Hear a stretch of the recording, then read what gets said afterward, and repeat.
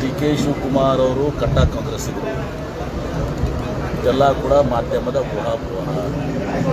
ಈಗ ಸದ್ಗುರು ಅವರ ಶಿವರಾತ್ರಿ ಕಾರ್ಯಕ್ರಮ ಅತ್ಯಂತ ವಿಜೃಂಭಣೆಯನ್ನು ಮಾಡ್ತಾರೆ, ತಮಗೂ ಗೊತ್ತಿದೆ. ಪ್ರತಿ ವರ್ಷ ಎಲ್ಲ ಸಿನಿಮಾ ತಾರೆಯರು ನಿಡ್ಕೊಂಡು ಎಲ್ಲೆಲ್ಲರನ್ನೂ ದೊಡ್ಡ ದೊಡ್ಡವ್ರನ್ನ ಎಲ್ಲರೂ ಕರೆಸ್ತಾರೆ. ಅಮಿತ್ ಶಾ ಅವ್ರನ್ನ ಕರೆದಿದ್ದಾರೆ, ಡಿ ಕೆ ಶಿವಕುಮಾರ್ ಅವ್ರನ್ನೂ ಕರೆದಿದ್ದಾರೆ. ಅಷ್ಟೇ ಯಾಕೆ ಇಲ್ಲೇ ನಮ್ಮ ಕಾರ್ಯಕ್ರಮಗಳು, ಅನೇಕ ಧಾರ್ಮಿಕ ಕಾರ್ಯಕ್ರಮದಲ್ಲಿ ನಮ್ಮ ಸ್ವಾಮಿಗಳು ಕಾಂಗ್ರೆಸ್ನವರು ಕರೀತಾರೆ, BJಪಿಯವರು ಕರೀತಾರೆ, ನಾವು ಕೂತಿರ್ತೀವಿ.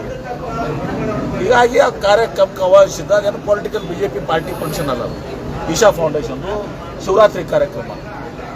ಅಮಿತ್ ಶಾ ಅವ್ರಿಗೂ ಕರೆದಿದ್ದಾರೆ, ಅಮಿತ್ ಶಾ ಅವ್ರು ಹೋಗಿದ್ದಾರೆ, ಡಿ ಕೆ ಶಿವಕುಮಾರ್ ಕರೆದ ಡಿ ಕೆ ಶಿವಕುಮಾರ್ ಹೋಗಿದ್ದಾರೆ. ಸುಮ್ಮನೆ ಮಾಧ್ಯಮಗಳು ಅದನ್ನ ಏನೋ ಇಲ್ಲದ ಸಲ್ಲದ ವಿಚಾರಗಳನ್ನ ಇದು ಮಾಡ್ತಾ ಇದ್ದಾರೆ. ವರ್ತನೆಯಲ್ಲಿ ಬದಲಾವಣೆ ಹಿಂದುತ್ವದ ಕಡೆ ಹಿಂದುತ್ವ ಕಡೆ ನೋಡಿ, ಅವ್ರವ್ರ ಸ್ನೇಹಿತರಲ್ಲ, ವ್ಯಕ್ತಿ ಸ್ವಾತಂತ್ರ್ಯ ಇದೆ, ಅವರವರ ಇದನ್ನ ಪಾಲನೆ ಮಾಡಲಿಕ್ಕೆ ಅವರಿಗೆ ಅಧಿಕಾರ ಇದೆ.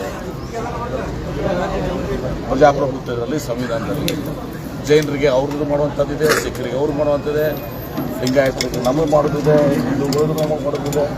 ಎಲ್ಲರಿಗೂ ಅವರವರ ಧಾರ್ಮಿಕ ವಿಚಾರದಲ್ಲಿ ವ್ಯಕ್ತಿ ಸ್ವಾತಂತ್ರ್ಯ ಇದೆ. ಶಿವಕುಮಾರ್ ಅವರ ವೈಯಕ್ತಿಕ ಇದು, ಅದು ಪಕ್ಷದ ಅದು ಅಲ್ಲ, ಅಥವಾ ನನ್ನ ವೈಯಕ್ತಿಕ, ಅದು ಪಕ್ಷದ. ನನ್ನ ವೈಯಕ್ತಿಕ ಆಚರಣೆ, ನನ್ನ ವೈಯಕ್ತಿಕ ಸ್ಮಿತಿ ಏನಿರ್ತದೆ ಅದು ಬೇರೆ. ಹೀಗಾಗಿ ಒಂದಕ್ಕೊಂದು ಮಿಕ್ಸ್ ಮಾಡುವಂಥ ಅವಶ್ಯಕತೆ ಇಲ್ಲ.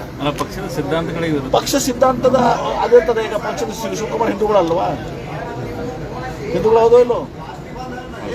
ಮತ್ತೆ ಶಿವರಾತ್ರಿಗೆ ಹೋದ್ರೆ ಏನಾಗ್ತದೆ?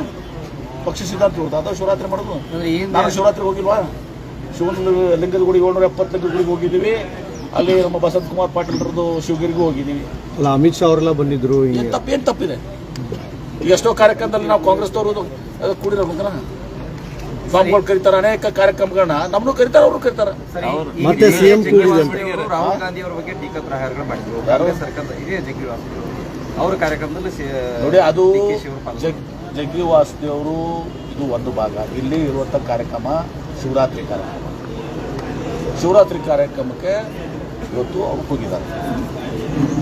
ಯಾವುದು ಮಾಧ್ಯಮದವ್ರು ಮಾತನಾಡ್ತಾರೋ, ಕಾಂಗ್ರೆಸ್ ಅಲ್ಲಿ ಇರ್ತಕ್ಕಂಥ ನಾಯಕರು ಮಾತನಾಡ್ತಾರೆ. ನೀವೇ ಅದಕ್ಕೆ ಏನೋ ಕಾಂಗ್ರೆಸ್ನಾಗ ಹಂಗಿಲ್ಲ, ಹಂಗೆ ಮಾತಾಡಿರ್ತಾರ. ನೀವು ಮಾಧ್ಯಮದವ್ರು ಅದಕ್ಕೆ ಹಾಕ್ತೀರಿ ಪೆಟ್ರೋಲು. ಸಿಎಂ ಆಗಿ ಮತ್ತೆ ಅದ್ರ ಸಲುವಾಗಿ ಚರ್ಚೆ ಶುರುವಾಗಿದೆ. ಆ ವಿಚಾರ ನಾನು ವಿಚಾರ ಮಾಡಿದ್ದೀನಿ. ಈ CM ಆಗಲಿ, ಮತ್ತೊಂದಾಗಲಿ, KPCC ಆಗಲಿ, ಎಲ್ಲರೂ ಪಕ್ಷದ ಹೈಕಮಾಂಡ್ ಬಿಟ್ಟದ್ದು.